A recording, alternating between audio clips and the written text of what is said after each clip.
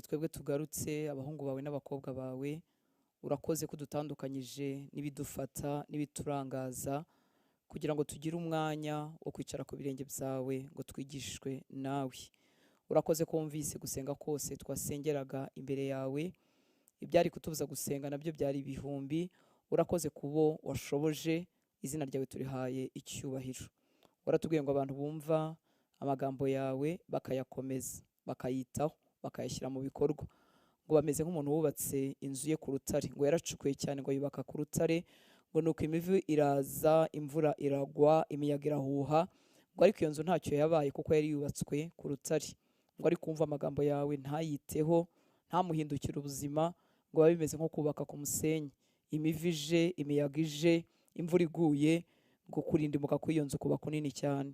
Turasenze Mwami ngo amagambo yawe abe mazima muri twe, ntabe ayo kutwentetanya gusa, ayo kutunezeza gusa, ayo kuvuga ngo twaryohewe se, ngo twafashijwe se, ngo twungutse se, ahubwo warayaduhaye ngo aduhindukire ubuzima, ashyirwe mu bikorwa.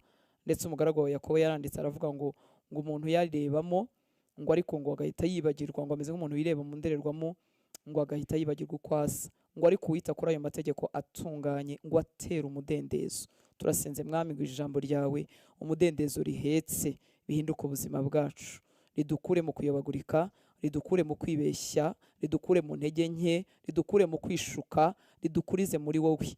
Warongeye urasenga ubwira Data uvuga ngo ubereshe ukuri, ngo ijambo ryawe ni ukuri. Turasenze ngo utwereshe ijambo ryawe, ritwoze, ritumaremo inkamba z'uburyo bwose, riduhindura abantu bashikamye muri wowe, dusimbutse iby'intege nke, tubitsinze rwose, turushaho gukurira muri wowe.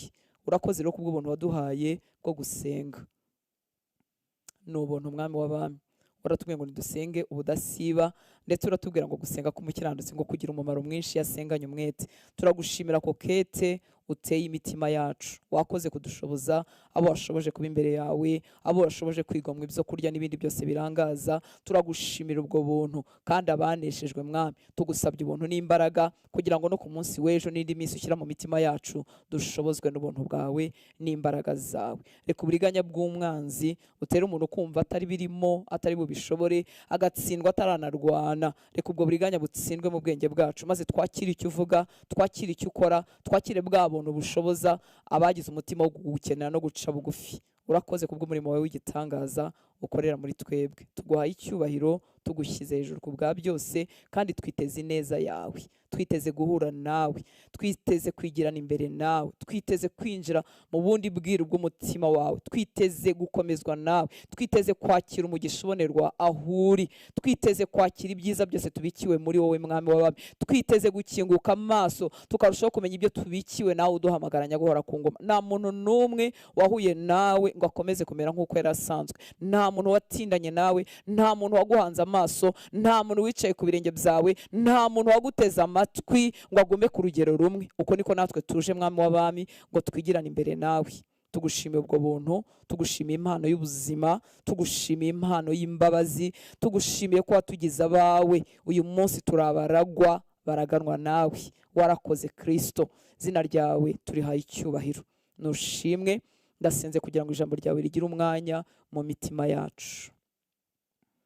Ibitwikirizo byose umwanzi akoresha, kurangara se, guhuga se, ubwenge bugatwarwa rwose umuntu ntagire icyo akuramo, reka ibyo byose byamburwa imbaraga n'ubushobozi. Ibyo ushaka bitwuzure.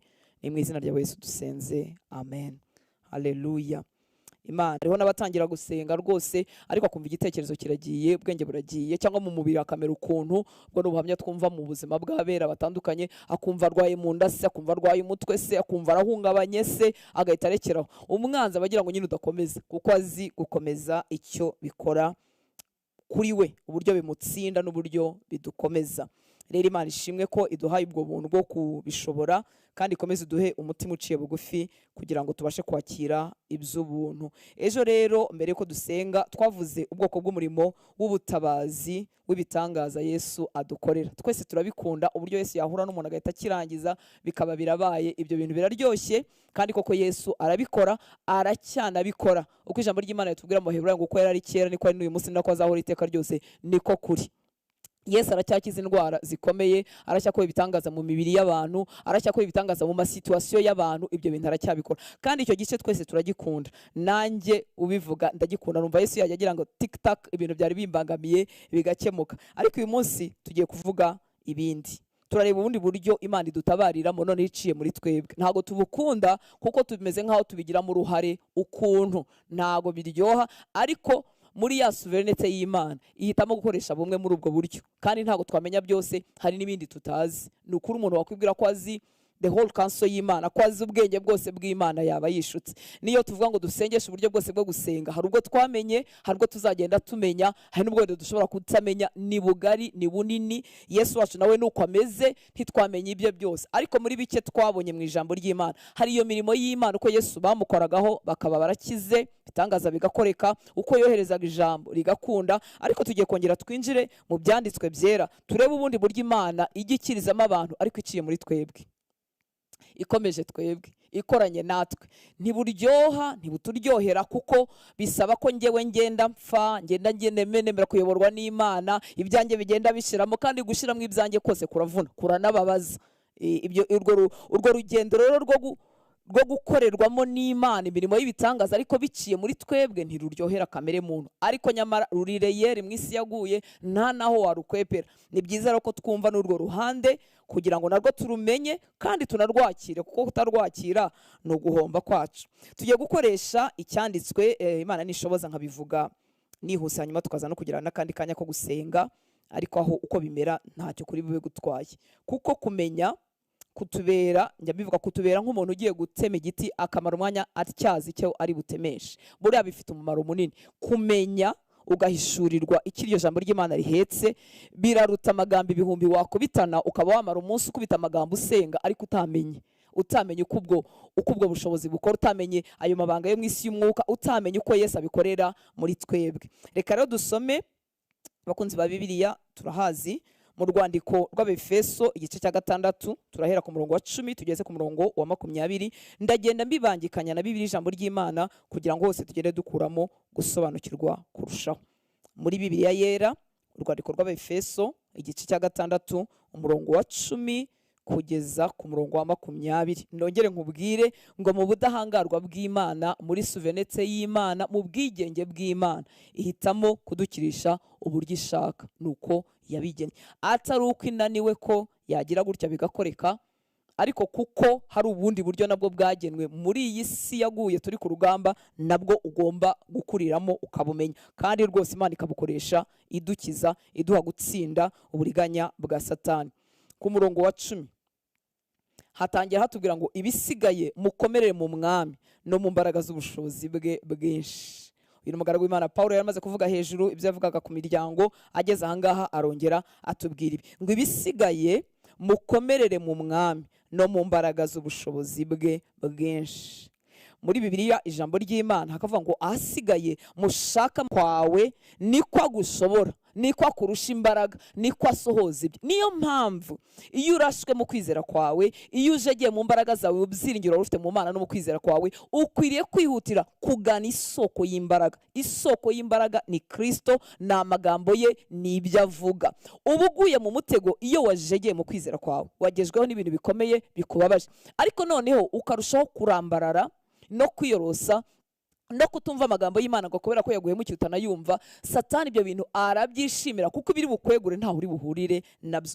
Rero gukomerera mu mwami ni intambwe ya mbere yo gutsinda urugamba, ni intambwe ya mbere yo gusohorezwa ibyo data ashaka muri twebwe. Dushaka amaboko kuri Nyagasani. Iki kinyarwanda ngira ngo nicyo kigoye kurushaho, ariko gushaka amaboko ku muntu turabizi. Iyo ushaka amaboko ku muntu uramugana, uramwegera, ukamubwira ingorane n'ibibazo byawe kugira ngo agushyigikire, akubera amaboko. Ese waba ufite ikiriyo, waba ufite ubukwe, waba ufite aho ushaka kujyana umwana mu ishuri n'ibindi bintu bitandukanye. Iyo tugiye gushaka abantu amaboko, tuba tugira ngo bazadushyigikire muri ibyo bintu. Mu gihe rero tukiri hano ku isi mu rugamba, mu rugendo, duteraganwa n'ibira bitandukanye, kuko turi mu isi yaguye iri munsi y'icyaha, ukeneye gushaka amaboko kuri Nyagasani. Uko ugana ku muntu ukurusha amaboko, ukamubwira ibyawe kandi ukifuza ko agushyigikira, niko muri uru rugendo ukeneye gushyigikirwa n'Imana. Imana ishimwe cyane. Agakomeza atubwira kuri 11 ngo mwambare intwaro zose z'Imana kugira ngo mubashe guhagarara mudatsinzwe n'uburiganya bwa Satani. Nagira ngo ibi bintu urabibwirwa na Kristo ugukunda, wagiye ku musaraba ku bwawe, na data watanze umwana we w'ikinege kugira ngo utarimbuka, agukunda urukundo rw'igitangaza. Ariko niba ugaruka akakubwira ngo ambara intwaro zose z'Imana kugira ngo ubashe guhagarara udatsinzwe n'uburiganya bwa Satani, muri make n'utazambara ubatsindwa n'uburiganya bwa Satani. Nyamara Imana iragukunda, nyamara Imana iri mu ruhande rwawe kuko ijambo ry'Imana ritubwira mu Baroma, nyamara ntiyagusize, nyamara ari kumwe natwe kuzagera ku mpera y'isi. Ariko nutambara intwaro zose z'Imana ntabwo uzashobora guhagarara, uzatsindwa n'uburiganya bwa Satani. Turimo turavuga ubundi buryo Yesu adutabariramo aciye muri twe. Imana ishimwe cyane. Icyama bikicara mu mutima wawe, icyama tukabimenya rwose kugira ngo umwanzi ntaturiganye. Mwambare intwaro zose z'Imana. Kubera iki? Kugira ngo tubashe guhagarara tudatsinzwe n'uburiganya bwa Satani. Shuti y'Imana, Satani agira uburiganya bwinshi bwitwa uburiganya ko ntazabuzana bugaragara, n'ikiba gushakira ntazakizana kigaragara kuko ntiwacyakira. Ubu buriganya bwe bukorera ahatagaragara, bukorera mu bantu bamuyobotse, buri impande n'impande. Ariko uzabutsinda niwambara intwaro zose z'Imana, uzahagarara kandi ntuzatsindwa n'uburiganya bwe. Ariko nutitoza kwambara intwaro z'Imana, uburiganya bwa Satani buzajya bugukubita hasi buri munsi. Muri Bibiliya ijambo ry'Imana ku murongo wa 11 akavuga ngo mwitwaze intwaro z'Imana kugira ngo mubashe guhagarara kigabo mudatsinzwe n'uburiganya bwa Satani. Turaza kuzibona hano hepfo barazivuga, ariko nagira ngo ijambo ry'Imana ryose Imana yavuze isaba abantu ko barishyira mu bikorwa, burya rihinduka intwaro. Nta kintu Imana yagusabye kubamo gukora kitagufitiye inyungu, kiguhindukira intwaro. Ngo mwitwaze intwaro z'Imana kugira ngo mubashe guhagarara kigabo mudatsinzwe n'uburiganya bwa Satani. Ibintu byo guhagarara kigabo biravuna. Ukuvuga ngo ndahagarara shikame, tuba kandi tutabishaka, tuba tudashaka guhagarara kigabo, tuba dushaka kwirambararira, kandi Imana ikanaturwanirira, kandi ngo tukananesha n'uburiganya bwa Satani. Ntago bibaho mu isi y'umwuka. Uko uhagarara kigabo nibwo utabasha gutsindwa n'uburiganya bwa Satani. Ese guhagarara kigabo urabikura hehe? Urabikura mu isoko y'udatsindwa yitwa Yesu. Ndakirana n'abafite amaraso n'umubiri, ahubwo dukirana n'abatware, n'abafite ubushobozi, n'abategeka isi y'umwijima n'imyuka mibi y'ahantu ho mu ijuru. Harimo ababyizeye ariko nabo bajya ku yindi extreme. Ariko uku kuri ukwiriye kukumenya. Niba kwanditse muri Bibiliya, ibi si ikinyoma, kuko tudakirana n'abafite amaraso n'umubiri. Buri kibazo cyose kizipresenta giciye mu muntu, burya si cyo kibazo cy'ukuri, ikindi kibazo kiri inyuma yabyo, gihetswe n'izindi mbaraga zitagaragara. Ngo kuko tudakirana n'abafite amaraso n'umubiri, ahubwo dukirana n'abatware, n'abafite ubushobozi, n'abategeka isi y'umwijima n'imyuka mibi y'ahantu ho mu ijuru. Icyo nakwibutsa ahangaha nuko ubu butware n'izi mbaraga z'umwijima iteka bizakorana na kamere y'umuntu wacu wa kera itarakize, itaragomorewe Imana, cyangwa se umuntu ukiri mu bisi utarahana ubuzima bwe Kristo. Ntabwo Satani cyangwa imyuka mibi ibona uko ikora itabonye umuntu ikoresha n'umuntu ikoreramo.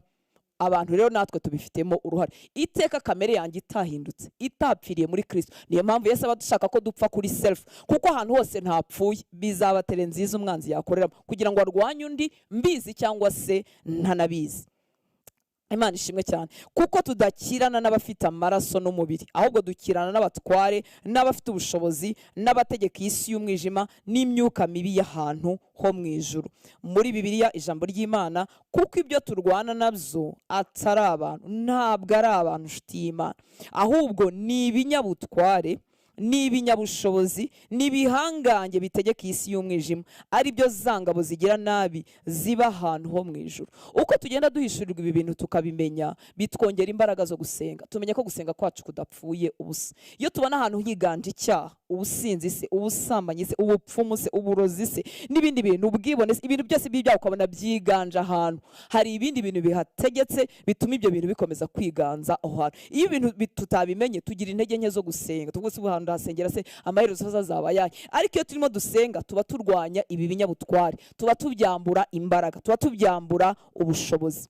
Ngo kuko ibyo turwana nabyo atari abantu, ahubwo ni ibinyabutware, n'ibinyabushobozi, n'ibihangange bitegeka isi y'umwijima, ari byo zangabo zigira nabi ziba ahantu ho mu ijuru. Nizere ko bizi ko iyo tuvuze ngo ziba ahantu ho mu ijuru atari mu ijuru ku ntebe y'Imana. Mu zindi ndimi baravuga ngo ni heavenly places, ni muri izo birere zikoreramo kugira ngo zibuze ibyo Data ashaka ko biba mu bantu. Imana itugirira imbabazi. Ku murongo wa 13 ngo nuko rero mutware intwaro zose z'Imana kugira ngo mubashe gukomera ku munsi mubi, kandi muragije byose mubashe guhagarara mudatsinzwe. Data arashaka ko uhagarara udatsinzwe, ariko arimo arakurangira inzira itera abantu guhagarara badatsinzwe. Nongere mvuge ngo ni koko ntibyorohera kamere yacu, ni koko niyo mpamvu dusenga, ni koko niyo mpamvu twiyima ibyo kurya, ni koko niyo mpamvu twiyambura ibirangaza byari kuryohera amaso yacu. Birimo uruhare rwawe, ntaho wabihungira. Ngo babashe guhangana na wa mwanzi, maze byose birangiye mube muhagaze mudatsinzwe. Nicyo gituma mukwiye gufata intwaro zose z'Imana, bityo igihe cy'iminsi mibi kuko kuza ko izaza muzabashe guhangana na wa mwanzi, maze byose birangiye mube muhagaze mudatsinzwe. Ni ukuri Data ntago arimo yifuza ko dutsindwa, arashaka ko iyo minsi mibi hari yigaragambije uzahagarara udatsinzwe. Ariko se uzabishobozwa n'iki? Ni uko utwaye intwaro zose z'Imana. Nongere nkwibutse ngo tugiye kuvuga izi ntwaro hano hepfo, ariko nagira ngo nkwibutse ko ikintu cyose Imana isaba abantu mu ijambo ry'Imana burya gihinduka intwaro. Muribuka Yesu yaravuze ngo umutware w'isi arimo araza, ariko nta cye kindimo. Kuki nta cye kimurimo? Kuko yabayeho yumvira se kugeza mu rupfu. Imana ishimwe cyane. Ntekereje gatoya ku isezerano rya kera, nimwitegereze uko Abisiraheli babagaho iteka iyo batakazaga kumvira Imana, bagatakaza gukiranuka, bakareka iby'Imana yabasabye, iteka baratsindwaga. Amoko abazengurutse yabarushaga imbaraga, barahingaga ntibeze, ibyorezo by'uburyo bwose byarabateraga. Intwaro yitwa kumvira Imana ni intwaro y'igitangaza, nshuti y'Imana. Na rya jambo ry'Imana yatubwira muri Yakobo ngo tugandukire Imana, tugandukire Data, hanyuma turwanye Satani nawe azaduhunga. Akantu kose kazana kwigomeka mu mutima wanjye, akantu kose kanzanira gukora ibintu mu buryo bwanjye butari ubwa kibibiri, burya akaba kanyambuye intwaro y'Imana. Imana itugirire neza. Nicyo gituma mukwiriye gufata intwaro zose z'Imana, bityo igihe cy'iminsi mibi muzabashe guhangana na wa mwanzi, maze byose birangiye mube muhagaze mudatsinzwe. Satani anezezwa nuko udatwara intwaro z'Imana kugira ngo azabashe kugutsinda ku munsi mubi. Ukarambarara pe, ugashira kandi uri umwana w'Imana, ugahangana n'abantu, ukareba abantu, ntitubashe kubona Satani inyuma y'ibyo ngibyo. Imana itugirire ubuntu. Kuri 14 muhagarare mushikamye mukenyeye ukuri. Muhagarare mushikamye. Ubanze wumve ko gushikama ubwabyo ari intwaro. Ndakwinginga nshuti z'Imana, twese kwizera kwacu kujya kuraswa. Hari ukubitwa n'ikintu ukavuga uti ndarambaraye noneho ndashize. Ariko none iyo kurashwe ukora iki? Ukeneye kwegera ikintu cyagutera gushikama, nukomeze ngo uporomoke, wumva uporomoke ibyiringiro bigushiraho, magambo y'Imana uyareke, ndirimbo hari zari kukwegura uzireke, uhunga abantu b'Imana, uhunga aho usengera. Ibyo bintu binejeje Satani nakagashikama gake wari ufite nakakabaraga nakora akakwambura. Nuraswa, nituraswa, rwana no kugana aho ukura gushikama. Isoko y'imbaraga ni mu magambo y'Imana. Imana ishimwe cyane. Kandi nibaza ko twese twagiye tubyimva. Hari igihe uba wumva kwizera ko kwarashwe, wakumva n'inyigisho imwe, wakumva ijambo ry'Imana rizima, ukumva urahembutse kuyoberwa ko habaye iki, mbaye iki. Nyine wavomeye ku isoko y'imbaraga. Kuko guhagarara ushikamye ni intwaro. Hari igihe nyine twibebeza mu maso y'Imana kuvuga Imana ndagusezeyeho, dore n'ukuntu, dore rwose ntunanyumva, ndarushye, ndaremerewe. Ariko najya nkubwira ngo ibyo bintu ntukabitindemo, ntukanabyemere ko bimara umwanya, kuko uzabihomberamo. Atari uko Imana itagufitiye imbabazi, atari uko Imana itadukunda, ariko nitwe tubihomberamo. Kuko Satani avuga ati ye nacogore, narambara, maze tumwuzuza ibitekerezo byacu, maze tumwuzuza ibyo dushaka, maze tumwuzuza ubwihebe, maze tumwuzuze kwiyanga, maze tumusunikire kuvuga ngo Mana ngo ndabiretse, ngo rero ngo sinzongera kugukorera, ngo sinzongera ngo ibiki n'ibiki. Nagira ngo mubwire ko no gukorera Imana ubwabyo bibyara imbaraga. Ijambo ry'Imana riratubwira ngo tuzirikane guhamagarwa kwacu, kuko aribwo tutazasitara na hato. Nshuti y'Imana, ibintu byose byiza wamenye mu Mana burya bikubereye intwaro, burya bikubereye imbaraga. Imana ishimwe cyane. Ngo muhagarare mushikamye. Nagira ngo rero nkwibutse ko gushikama kwawe ni inyungu zawe. Wambwira utari ko se utasubwo ntiwivugisha. None se iyo narashwe se nyine iyo warashwe twese tujya turaswa. Ariko nuraswa jya ugwa cyangwa jya utemba cyangwa jya usitara ugana aho bavoma isoko y'imbaraga. Ntukavuga ngo urumva ngo sinshaka gusenga ngo n'igihe nasenge, oya, ahubwo igihe warashwe cyane nicyo gihe cyo gusenga. Gusenga rega ntabwo ari formule, hari igihe naba ntafite n'amagambo, ariko gana no mu kurambarara imbere y'Imana, gana no kumva abandi basenze se bikwegure, gana no kumva si ijambo ry'Imana, gana no bukwiriza nubwo utabibashije, kuko umwuka uraza guhembuka wongere ugire imbaraga. Nongere nkubwire inshuti y'Imana, kudashikama kwawe umuntu ubyungukiramo ni Satani. Kwibebeza mu isi y'umwuka, tujye twibebeza mu mubiri igihe dufite abatubebeza ariko mu mwuka no, uri ku rugamba, byaba bimeze nk'umusirikare ushaka gutetera kuri front. Ibyo bintu se byabaho? Mbese umwanzi ari hariya arenda kumurasa, ariko umusirikare yarushye arashaka guteta, isasu riramucamo byihuse, baramwambura aho yari yarafashe byihuse. Ntago ku rugamba bibebeza, mu mwuka ntago twibebeza. Mu mubiri, marangamutima, igihe tubonye abatubebeza rwose nagijosi ariko mu mwuka ujye uba nk'igiharamagara. Ntukajye wemera ko Satani akubyina hejuru, ntukajye wemera ko ibitekerezo by'isi, ibya Satani, ibyo kunanirwa kwawe bimara umwanya muri mind yawe. Ntukabyemere, kuko uzabyungukiramo ni Satani. Muhagarare mushikamye, hanyuma mukenyeye ukuri. Hari igihe ukuri kutuvuna kukubamo, kuko gusa nkaho kuduhombeje, ariko nagira ngo nkubwire ko ukuri ni intwaro. Ukuri kwa mbere ni Kristo, niwe kuri, nibye byose ibyo bitubyarira ukuri. Ukuri kuba Kristo ntago kuri relative, ntago guhindagurika ngo biterwa naho byaturitse. Ukuri ni ijambo ry'Imana, icyo rivuga ntago ndi bwite kuri opinion yanjye nibyo numvise nibyo nize. Icyo rivuga nicyo mfata, kandi bizambera intwaro ituma uburiganya bwa Satani butansinda. Mwambaye gukiranuka nk'icyuma gikingiriza igituza. Ndifuza kuvuga iki kintu, gukiranuka tubarwaho muri Kristo Yesu kuzaduhesha kujya kubana n'Imana mu ijuru. Ni bya biri tuvuga gutsindishirizwa, ntitwabikoreye, Yesu yarabikoze bitubarwaho, ariko mu ntambara y'umwuka gukiranuka kutashyizwe muri pratique, mu ngiro, uzatsindwa. Niko bimeze. Imana iri mu ruhande rwawe, warakiranutse kubera icyo Yesu yakoze, ariko mu ntambara y'umwuka gukiranuka kutashyizwe mu ngiro uzatsindwa. Uretse ko ari nabyo bidukwiriye, twabazweho gukiranuka kugira ngo tuzakomeza kubaho nk'uko twabagaho kera. Ubuntu bw'Imana twakiriye muri Kristo Yesu burya butubyarira imbaraga yuko bya bindi twakiriye, bya bindi twizeye biduhindukira ubuzima. Ariko noneho mu ntambara y'umwuka ho, nshuti y'Imana, umwanzi azakumira bunguri. Simvuga ko Imana itazakubabarira, simvuga ko imbabazi z'Imana zitazakubaho, simvuga ko ubuntu bw'Imana butari kumwe natwe, simvuga ko rwose tutabibazweho, ariko mu ntambara y'umwuka uzatsindwa, uzabihirwa n'urugendo, uzahora uri umuntu uri hasi, uzahora uri umuntu ucogoye. Niyo mpamvu iyi ntambara yo gukiranuka ugomba kuyirwanya, kuko ikigushoboza cyageze muri wowe, ugushoboza Mwuka Wera ari muri wowe. Muri Bibiliya ijambo ry'Imana ku murongo wa 14 haravuga ngo nuko rero nimuhagarare kigabo, mukenyeye ukuri, mwambaye n'ikoti ry'icyuma rikingiriza igituza, ari ryo butungane. Muhagarare kigabo. Wibuke ko gushikama ubwabyo ari intwaro. Gushikama bituma Satani avuga ati tumuteze ikindi gihe, reka tumutega ahandi, aho biranze. Ariko kujegera rwose azabinezererwa. Nuko rero nimuhagarare kigabo, mukenyeye ukuri, mwambaye n'ikoti ry'icyuma rikingiriza igituza, ari ryo butungane. Mukenyeye ukuri. Bagiye babigereranya abigisha b'ijambo ry'Imana bamwe, uburyo umukandara ari gufatanya ibintu byose, umwenda wo hasi n'uwo hejuru, kugira ngo umuntu bidatakara ukuri. Umwami Imana dushoboze kuba mu buzima bw'ukuri. Hagarara ushikamye ni intwaro, gukenyera ukuri ni intwaro, kuba ufite ubutungane cyangwa se wambaye gukiranuka nk'icyuma gikingiriza igituza ni intwaro izatuma umwanzi atakubasha. Wibuke ko udashobora gukiranuka utarakiranuwe n'amaraso ya Kristo, ariko wibuke ko amaraso Yesu yagukiranuwe burya yaguhesheje imbaraga zo kubaho ubuzima bwitoza gukiranuka, umunsi ku munsi bugenda burushaho gusa na Yesu. Bibiliya yitwa NLT yakoresha ngo stand your ground, ni umuntu uhagaze udashobora guhirika. Nawe rero shikama, uzashikamishwa n'ijambo ry'Imana, uzashikamishwa no kwizera ufite muri Kristo Yesu, uzashikamishwa n'ibiva kuri Yesu, byose bizagenda bigukuza bigushikamisha. Mu Gifaransa bavuze ngo tenez donc ferme, uhinduka umuntu nyine uhagaze ushikamye, udasunikwa n'imiyaga y'uburyo bwose. Imana itugire neza.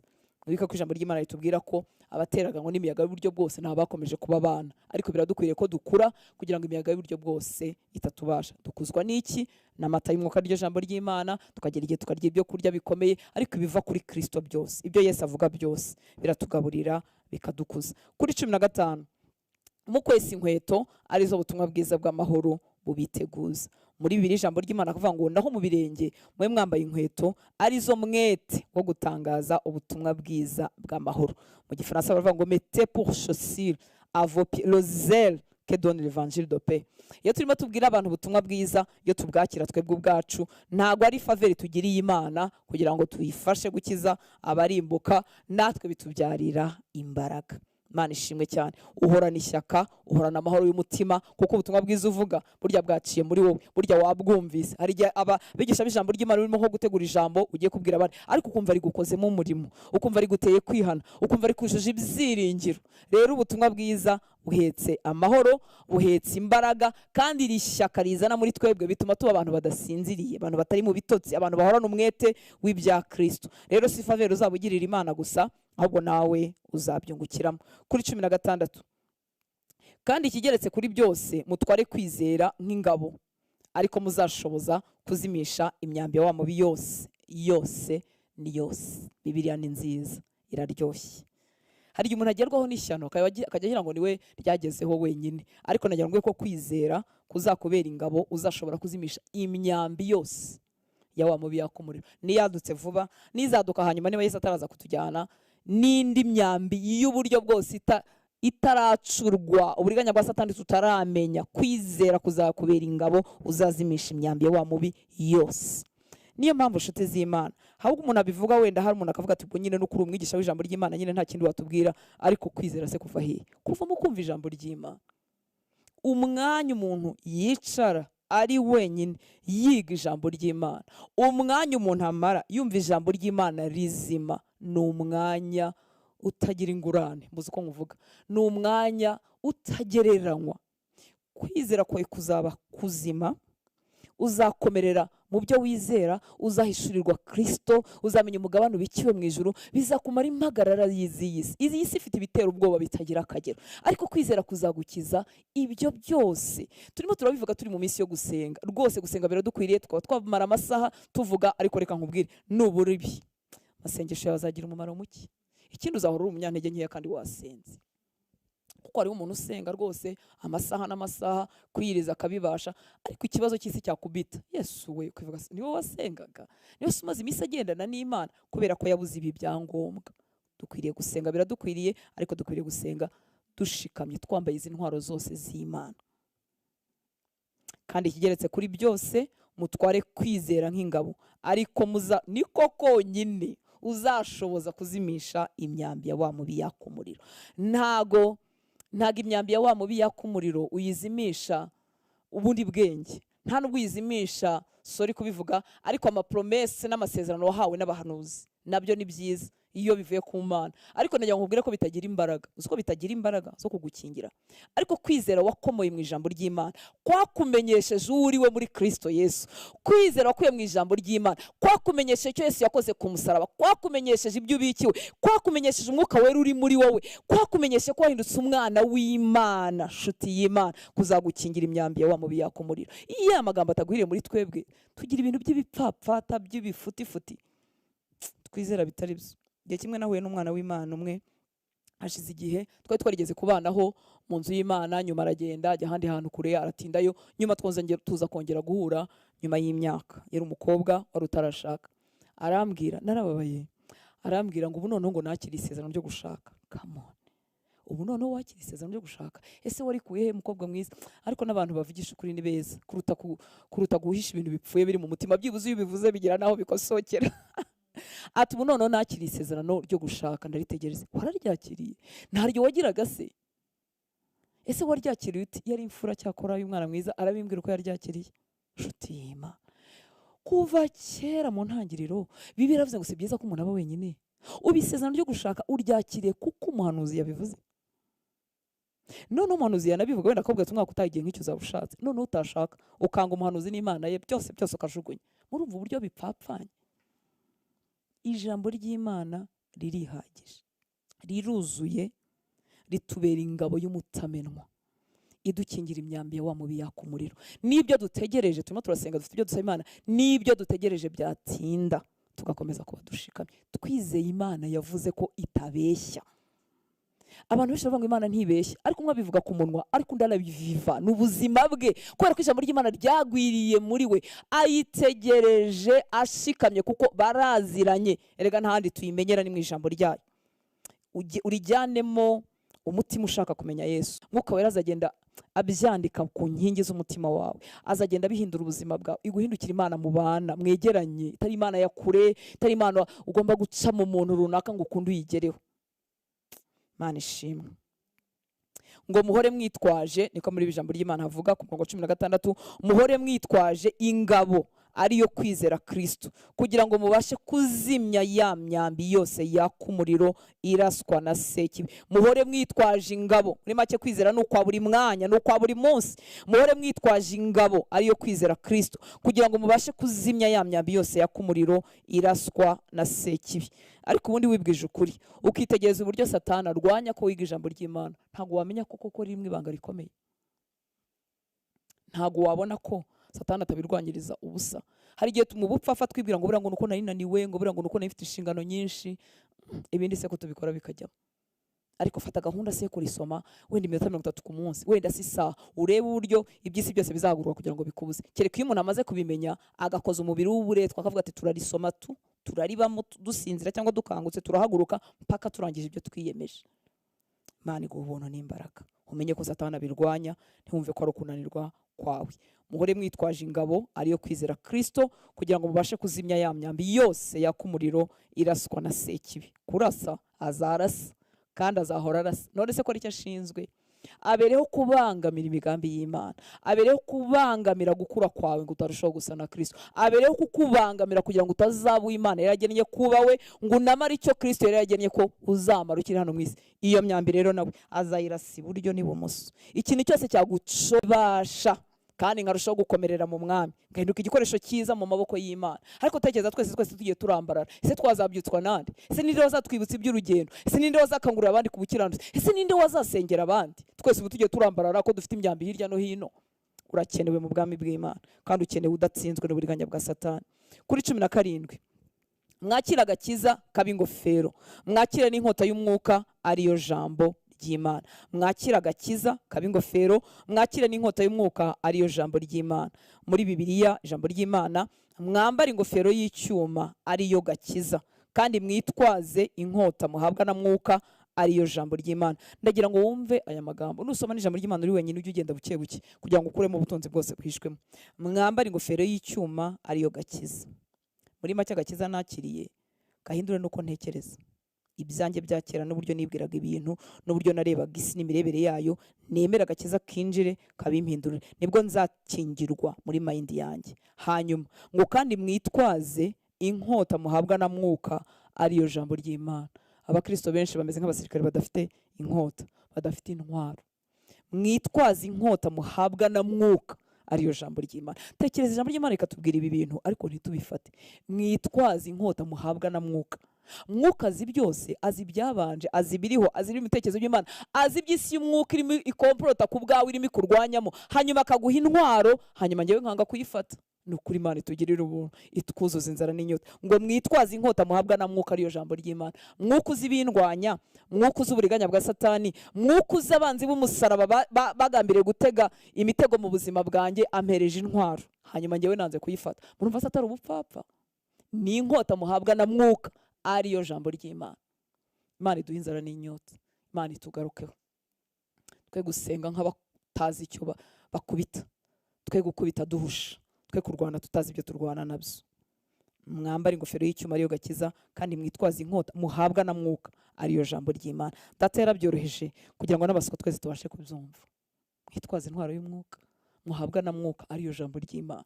Ntore sizo ntwaro. Ngo musengeshe umwuka iteka mu buryo bwose bwo gusenga no kwinginga, kandi kubw'ibyo mugumye rwose kuba maso, musabira abera bose. Musengeshe umwuka iteka mu buryo bwose bwo gusenga no kwinginga, kandi kubw'ibyo mugume rwose kuba maso, musabire abera bose. Byose mubikore musenga ku buryo bwose mwinginga Imana, niko biri ijambo ry'Imana ivuga. Ngo ibihe byose muyambaze muvugishwa na mwuka, mugumye kuba maso mushishikariye gusabira intore z'Imana. Hariho abana benshi babibaza ngo ariko se ko navuga mu ndimi, ariko se ko numva ntarabatizwa mu mwuka wera, ibyo wamenye gukora se byo urimo urabikora bikore. Data niwe ubatiza. Yohana yaravuze ngo genda babatirisha amazi gusa, ariko muri mwebwe hahagaze undi mutaramenya, uwo nguwo azabatirisha umwuka wera. Tube dukora ibyo tuzi n'ibyo dusabwa, ijambo ry'Imana rigwiriye muri twebwe, tumwinginga twuzuza inyota, Data nawe azasohoza ibyo yasezeranye. Musengeshe umwuka iteka, ngo byose mubikore musenga ku buryo bwose, mwinginga Imana ibihe byose, muyambaze muvugishwa na mwuka, mugumye kuba maso mushishikariye gusabira intore z'Imana zose. Dusobye uyu no murongo wonyine twawutekerezaho, wadukura mu bupfapfa uvuga ngo ariko se ngo nzahora senga, ngo ariko se nzahora ninginga. Yego, kandi Imana yarakugiriye inama ikakubwira ko bihinduka intwaro umuntu akoresha. Byose mubikore musenga ku buryo bwose, mwinginga Imana. Hari igihe tugwa mu mutego wo kudasengera n'utuntu dutoya, twarangiza twari dutoya tukatubana ibintu binini. Ariko ndakwinginga nkuko ijambo rimwe ritubwira, nanjye nibwira, byose mubikore musenga ku buryo bwose, mwinginga Imana. Kwinginga murabizi no gutitiriza no guhozaho. Ngo ibihe byose muyambaze muvugishwa na mwuka, mugumye kuba maso mushishikariye gusabira intore z'Imana zose. Ntitwigarukireho kuko no gusengera abandi nabyo ngo bitubereye imbaraga. Kandi nanjye munsabire, nifuje kongera hano amagambo kugira ngo turyoherwe n'ubuzima bw'uyu mukozi w'Imana winduka ubwacu. Kandi nanjye munsabire mpabwe kuvuga nshize amanga uko mbumbuye akanwa, kugira ngo menyeshe abantu ubwiru bw'ubutumwa bwiza. Hari igihe ubupfapfa utugeraho, cyane cyane twebwe abasavinga ku mugaragaro cyangwa bafite za ministry zose zitandukanye, abashumba, abigisha, intumwa, abavuga butumwa, ukumva wowe rwose ntukeneye ngo bagusabire. Hari umuntu umwe tugeze kwicarana muri office tuganira, none agiye kunsabira umugisha, arambwira ngo umushumba we ngo yaramubwiye ngo ntago yemerewe kumusabira umugisha. Ariko Mana, intumwa y'Imana Paulo, iyo Imana ikoresha ibitangaza bikomeye, nawe uyowe asabye amasengesho, twese turayakeneye.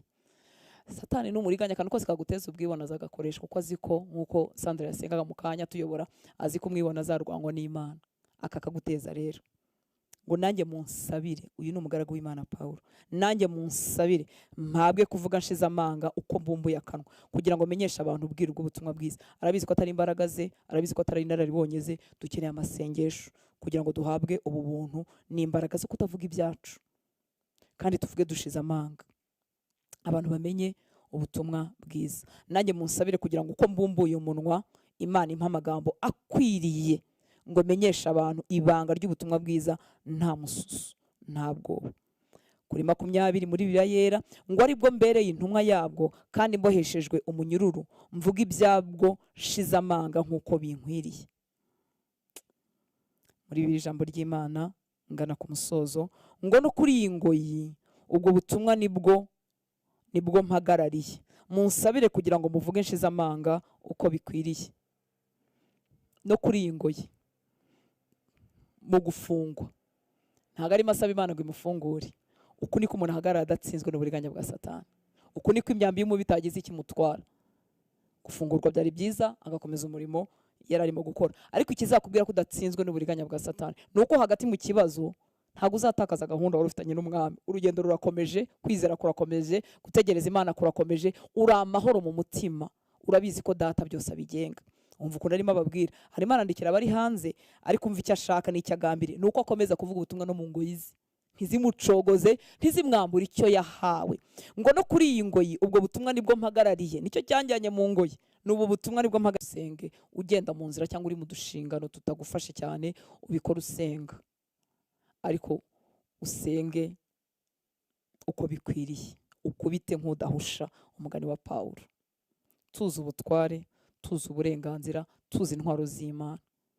Ejo twavuze ibintu byiza, aho Yesu adukoraho tugakira, aracyabikora, ariko mu bumana bwayo idukirisha uburyo ishaka. Bimwe muri byo imbaraga zayo zuzurira muri twe, tukambara izi ntwaro zose z'Imana. igakorera muri twe ntidutsindwe n'uburiganya bwa Satani, igakorera muri twe tukavuguruza iby'umwanzi yibwiraga, igakorera muri twe imigambi y'Imana ikuzura, abantu tukabagandurira Kristo, bagahura na Kristo, ubuzima bwacu bugahuzwa n'Imana yabugeneye. Ikoreye muri twe kuko ni wowe ukenyeye ukuri, ni wowe wambaye gukiranuka, ni wowe uhagaze udatsinzwe, ni wowe ukomejwe mu mwami. Arabikorera muri wowe. Muri iyi si yaguye yuzuye uburiganya bwa Satani, wemere kwirekurira mu maboko y'Imana, wemere gushyira hasi ibyo wibwira n'ibyo utekereza binyuranye n'ijambo ry'Imana. Wemere ko tuzabikomeza ku munsi w'ejo ko ingingo zawe zihinduka intwaro zo gukiranuka. Uzi ko ingingo ari intwaro? Uzi ko Imana izikoresha mu kurwana urugamba rwayo, tugahinduka abatsinzi no kurushaho, tugahagara tudatsinzwe n'uburiganya bwa Satani. Kuko tukiri mu isi, amakuba n'ibyago tuzahura nabyo ni ibisanzwe, ariko umuntu ashobora guhura nabyo ntibimutsinde, agakomeza kurushaho kurabagirana, agakomeza kurushaho guhuzwa n'umugambi w'Imana. Reka dusenge akanya gatoya, hanyuma uze gukomeza usenge uri wenyine. Data, turagushimye, uhora uri inyuma y'ijambo ryawe kugira ngo risohoze icyo waritumye gukora. Turasenze ngo ijambo ryawe rimanukane imbaraga mu mitima yacu, mu bwenge bwacu, mu ngingo zacu, kugira ngo twese abo rigeze mu matwi tubashe guhagara tudatsinzwe n'uburiganya bwa Satani. Reka wari urambaraye ibinyoma by'umwanzi byamwuzuye mu bwenge, yumva ari uko bikwiriye kumera, ari nta kundi, yaba ari ubukana bw'ibyamugezeho n'uburemere bwabyo, akumva we yagenewe kurambarara. Ndasenze ngo ijambo ryawe rimwegure maze akomeze urugendo, kuko urizerwa, ibyo uvuga urabikora, uri mu ruhande rwacu nyaguhora ku ngoma, ariko rimwe na rimwe uhitamo gukorera muri twebwe nyaguhora ku ngoma. Ndasenze ngo ubuntu bwawe butwegure, ubuntu bwawe butubyutse, udukomereze amaboko, udukomereze uruhanga, uduhe guhagara tudatsinzwe n'uburiganya bwa Satani. Reka wari ushinguye ibirenge mu byo yahamagariwe, reka wari ushinguye ibirenge mu byiza umushakamo, yongera imbaraga zo kubihagararamo. Urakoze mukunzi mwiza, tuguhaye icyubahiro, waraduhishuriye, uratubwira ngo ntago ari abantu dufitanye nabo ikibazo.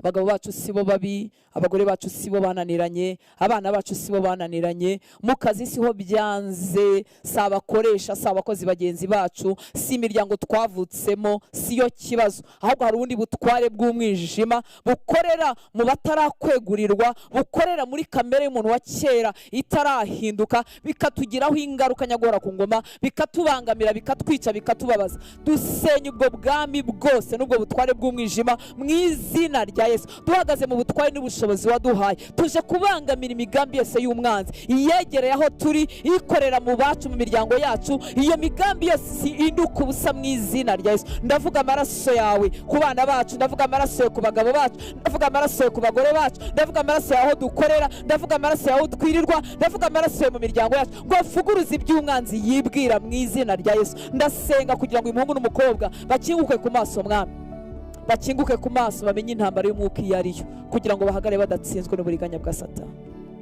Dukize kurambarara bituma tudahinduka ingabo nziza wakoresha. Tukweguriye ingingo zacu, tukweguriye ubwenge bwacu nyaguhora ku ngoma, tukweguriye ibitugize byose ngo byuzurwemo nawe, byuzurwemo n'ibyo uvuga. Duteretse amarojike no kwirwanaho no gufata ibitekerezo byacu bisanzwe ngo ari byo turwanisha, tubishyize hasi. Turakwemereye mwami w'abami, reka mind yacu yuzuzemo ibyawe, aba ari byo bituyobora, aba ari byo tugenderamo. Mwami, tukuzamuriye amaboko ngo ibyo ushaka bitwuzure. Tugusabye imbabazi kandi aho tuba twumva ubwenge bwacu bwadushorera, tukarwanya Satani tukamubasha. Aho ibinyoma by'umubi byatwuzuye, aho ibinyoma by'isi byatwuzuye, maze tugahinduka abantu batsindwa hato na hato. Utugarukeho kubw'imbabazi zawe. Imigambi y'umwanzi Satani kubera yamburwa imbaraga. Ibicaniro byaremerera abahungu, bikaremerera abakobwa, bajya kugira ingamba zo gusenga bakabona birantega ibihumbi, nabo ntibamenye ko ari imigambi y'umwanzi. Ubwo buretwa bwose bumenagurike. Uburemere umwanzi Satani yashyize ku buzima bw'abagore n'abagabo, abahungu n'abakobwa bajya gusenga ntibabashe kwigobotora, ubwo buremere bumenagurike mu izina rya Yesu. Reka najya mu ijambo ryawe abishobore, nafata ibihe byo gusenga abishobore, nafata ibihe byo kwiyiriza abishobore. Yambara imbaraga zawe kubwimba, twigishe gukoza umubiri wacu buretwa, kugira ngo tudakomeza kuba abana kuvuga ubupfapfa mu isi y'umwuka bikadutera gutsindwa n'uburiganya bwa Satani. Turakwiyeguriye mwami wawe, reka iri joro rimubere ijoro ryo kunesha, reka umunsi w'ejo mubere ubushobozi bwo gushobozwa, ahabwa imbaraga n'ubushobozi abibashe. Reka wari wavuye mu byo gusenga no mu byo kwiyiriza, ubuntu bwawe bumugarukemo, iri jambo ribe rizima mu mutima we, maze asohoke muri ubwo bupfapfa n'uburiganya bwa Satani. Uri mwiza, uzuye imbabazi, kandi uri mu ruhande rwacu, uri mu ruhande rwacu kugira ngo dutsindishirize, uri mu ruhande rwacu kugira ngo turwanirire. Witwa Uwiteka Nyiringabo, nitwe ngabo urwanisha intambara zawe. Urakoze mwami w'abantu, ndagushimira ubuntu, ndagushimira amahirwe, ndagushimira privilege wabonye turi abo kwizerwa, ukemera gukorera muri twebwe ngo tugire ibyo duhindura muri iyi si. Urakoze nyaguhara ku ngoma. Hagurutsa abahungu bawe n'abakobwa bawe, ubeke ipi, utwambike imbaraga, udushoboze, dukize ibinyoma byose twasingiriye kuko byatwunguraga, kuko byaduheshaga kugaragara neza no kuvugwa neza. Duhe kwisiga ubusa, duhe kubyiyambura, duhe gupfa kuri kamere no gupfa kuri self. Duhe imitima iciye bugufi kugira ngo niba ari ngombwa ko twongera gutangirana nawe, twongere dutangirane nawe. Sabi umugisha rero abana bawe batanze umwanya wabo bakicara ku birenge byawe ngo bigishwe nawe. Ubaha umugisha, subize gusenga kuri mu mitima yabo, ubahe kurwana no kunesha, ubahe gutsinda, ubahe gukomerera muri wowe, ubahe guhagarara kigabo kugeza igihe baranduriye ubwami bwa Satani iruhande rwabo no mu babo. Erega nitwe bikoresho ufite kugira ngo ukorere muri twe, gukize na bene wacu, ukiza ab'igihugu cyacu, ukiza aba generasiyo yacu. Urakoze mwami, iri joro tuyishyize mu biganza byawe, tuganirizwe nawe. Abari batsikamiwe n'amajwi y'umwanzi abaterera mu nzozi, ubundi buriganya bwose, kuremererwa kose atabasha kwigobotora, nicyo cyakuzanye. Y'ibiryo wari imbata yo kurangara n'ibirangaza, ubwo buretwa bumenagurike mu izina rya Yesu, maze ibyo ushaka bari byo biba. Utubereye mwiza, ubereye mwiza abagutegereza. Tuguhaye icyubahiro, ni mu izina rya Yesu dusenze, amen. Mwami abaho umugisha cyane, murakoze kuba mu ijambo ry'Imana. Naha mu gitondo muri nibature, Imana iguha ubuntu n'imbaraga byo kubyuka saa 11 na nimugoroba saa 12:15, hanyuma tuzasoza dusangira igaburo ryera. Uzabe wariteguye aho uri. Mwami abagirire neza.